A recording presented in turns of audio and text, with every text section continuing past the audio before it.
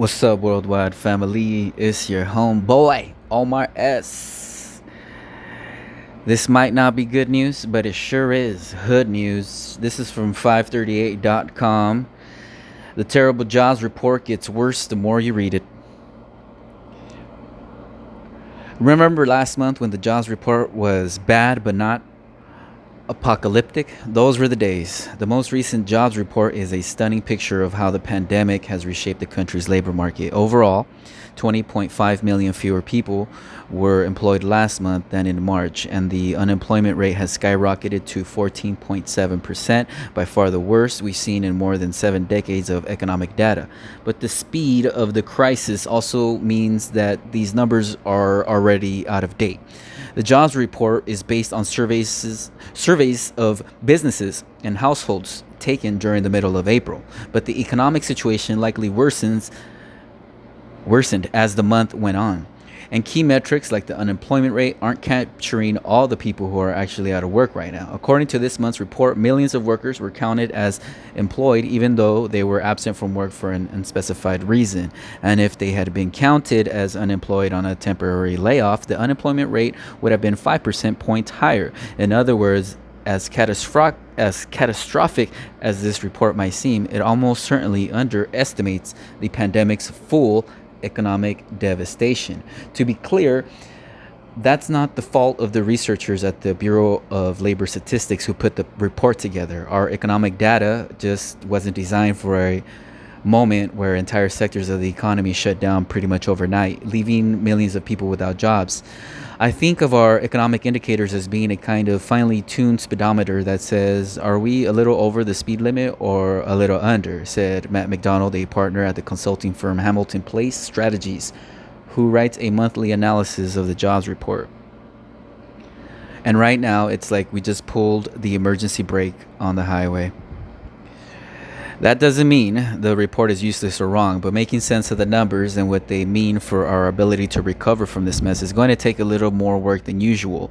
Here's what to bear in mind as you read coverage of the jobs report or dive into the nitty-gritty yourself that can help you understand just how bad these numbers are and what they mean for how the recession could play out.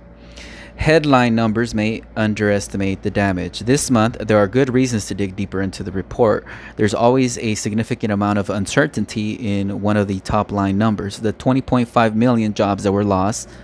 But the scale of the damage this month means that this month's estimate could be off by tens or even hundreds of thousands of jobs. Take the initial revision for payroll losses in March. Last month, the BLS reported that 701,000 jobs were lost. In this month's report, though, it's adjusted that to 870,000. And the April job losses are much, much larger, which means this month's report could be underestimating the magnitude of the damage by a significant amount. The one thing we know for sure is that the unemployment rate is historically high. The government has been tracking this number for more than 70 years, and up until now, the peaks were 10.8% in 1982 and 10.0% in 2009. For context, economic historians estimate that during the Great Depression, the unemployment rate hit a peak of about 25%. April's unemployment rate skyrocketed to historic levels per this graph, the seasonally adjusted civilian unemployment rate. So it's a little under 15%. If the unemployment rate included those who were absent from work, the BLS estimates the rate would have been nearly 5 points higher. Dear reader, I did a report on the people who weren't able to submit an unemployment claim online because of the clogged system. That's in another one of my videos. Check it out. But that report was saying that we're like almost at 40%. It was like 38% unemployment. The real number may actually be closer to that Great Depression peak, because by this metric, only people without jobs who have been actively looking for one are considered unemployed.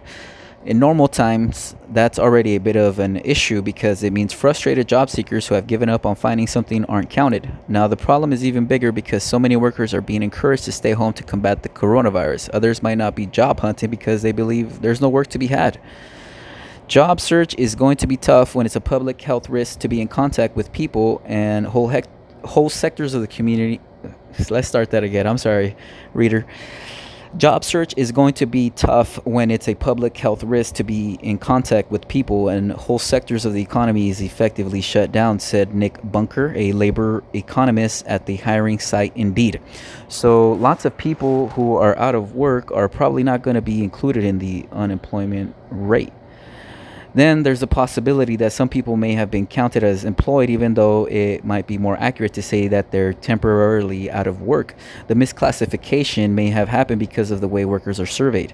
If they say they were absent from work during the entire week that's referenced in the survey, interviewers follow up and ask why. Usually, the reasons fall into a standard set of buckets: vacation, childcare responsibilities, illness. But the number of workers who said they were absent from work for other reasons skyrocketed once the pandemic started, indicating that some people who had actually been furloughed may have misunderstood the question and answered in a way that indicated they were still employed. This was a problem the BLS ran into in March and again in April. In March, the researchers estimated that about 1.4 million people may have been misclassified as employed when they were actually temporarily out of work due to the pandemic. This month, it's a whopping 7.5 million people. According to the BLS, the April unemployment rate would have been almost 5% points higher if these people were included. To get a clearer picture of just how many people are out of a job, there's another metric in the report that might be more useful: the share of adult population who are employed. This number is particularly helpful in recessions because that's when more people are likely to become discouraged and stop looking for work. This month, 51.3% of the adult population has a job, down from 60% in March. That's also a historic drop, and yet that number may also underestimate the damage because of the people who may have been mistakenly classified as employed. So this is the share of adults who are employed. The share of adults who are employed is way, way down. The employment population ratio seasonally adjusted. So it just dropped to, oh wow, okay. So it's at like just a little above 50% employed. This is 538. The source is the Bureau of Labor Statistic, BLS. The damage is widespread. It's important too to look not just at how many people are out of work, but which sectors of the economy have been hit the hardest and which are continuing to do well. There's a real question about how many industries can weather this moment, said Martha Gimbel, an economist at Schmidt Futures, a philanthropic initiative. In March, the job losses were overwhelmingly concentrated in the leisure and hospitality industry, which includes bars and restaurants. This month, those industries were hit hardest again. Leisure and hospitality lost 7.7 million jobs, a decline of 47%. But the overall job losses were more spread out than they were last month, signaling the effects of the shutdown are already rippling into other industries. For instance, there were sharp declines in the healthcare sector, mainly concentrated in dentists and private doctors' offices, many of which were forced to close or lost a significant amount of business due to the pandemic. Retail, professionals, and business services, including temporary help services and services to businesses and dwellings, and manufacturing, also lost hundreds of thousands of jobs. There were also some noteworthy disparities in who was more likely to be unemployed. The April unemployed rate was highest for Hispanic workers at 18.9%, but black workers, 16.7%, were also more likely to be unemployed than Asian, 14.5%, or white, 14.2% workers. Racial disparities in the unemployment rate aren't that unusual. Black workers, for example, generally have a higher unemployment rate than other groups, but the unemployment rate for Hispanic workers in particular was historically high, underscoring a running theme of this pandemic. Workers of color are disproportionately bearing the brunt of the economic havoc. Women, 15.5%, also had a higher unemployment rate than men, 13%, which is atypical since women usually have a lower unemployment rate than men. And in recessions, men are usually the first to feel the impact, but women are more likely to hold jobs in the industries that have been pummeled since the pandemic began. like healthcare and childcare services, which may explain why they're experiencing more of the job losses this time around. Gimbel told us she'll also be looking at the diffusion index, which is a measure that shows how many industries are gaining or losing jobs. That number, she said, can tell us at a glance how widespread the carnage is.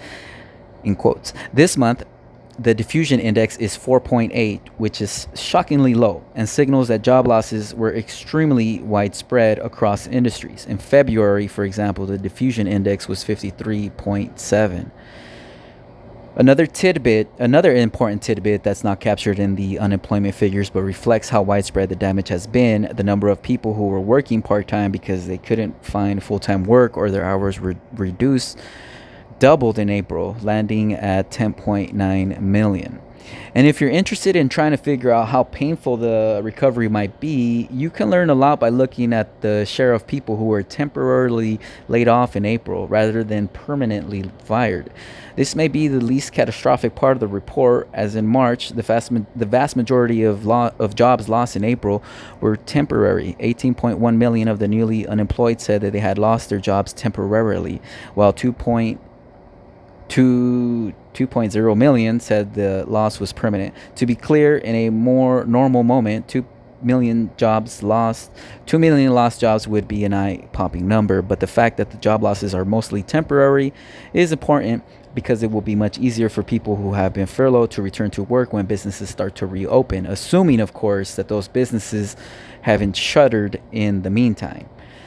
Read the fine print. The jobs report is based on two surveys, one of businesses and one of ordinary households. Normally, that's barely worth remarking on, but this is not an ideal time to be doing surveys of businesses or people. Last month, the call centers where the surveys are conducted were shut down, and in-person follow-up interviews aren't happening either. That increases the uncertainty around the numbers in ways that BLS researchers explain in a 14-page note that accompanied the jobs report. Take the response rate. Julie Hatch Maxfield, an associate commissioner at the BLS, told us some variation in the share of participants who respond is normal, particularly because the survey of businesses is sometimes conducted on a more truncated timeline.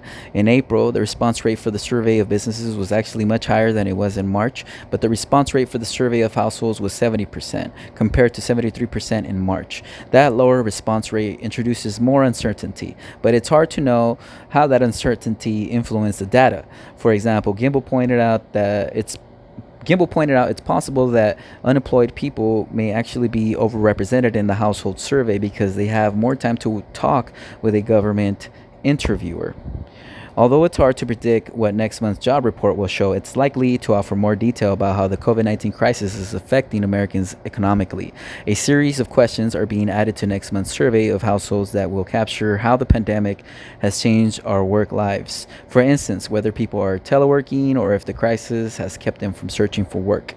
That might not solve all the problems with the unemployment rate, but it will make the economic picture a little clearer, although probably not more uplifting.